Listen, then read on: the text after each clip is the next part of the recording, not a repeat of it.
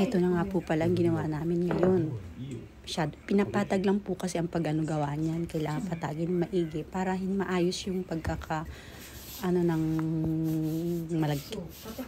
Ayan, medyo nagkakaroon na siya ng butas-butas minsan. Pero maayos pa naman po siya. Kaya ayan, nakita niyo po. Ganyan po kahirap ang paggawa ng tikoy ng Japan.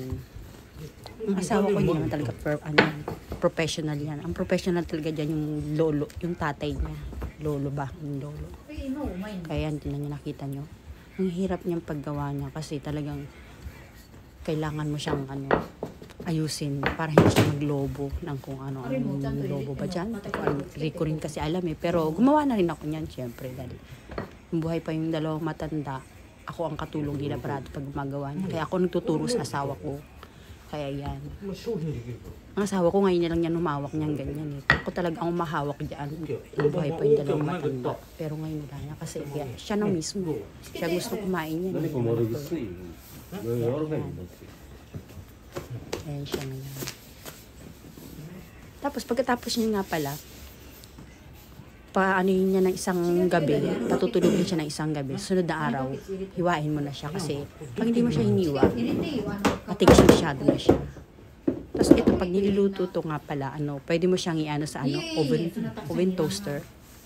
Pwede mo siya dun iluto pag alimbawa siya.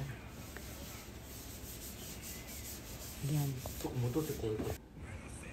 Okay na siya.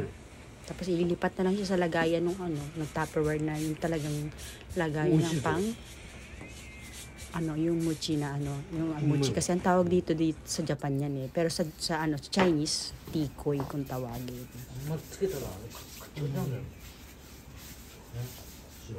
Ayan na siya.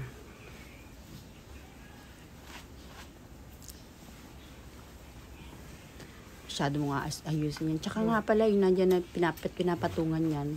Malaking sangkalan po siya. Ayan. Ganyan. Yan yung anak kong yan pala. Yan talaga yung parating katulong namin nung buhay pa yung matanda. Ayan siya.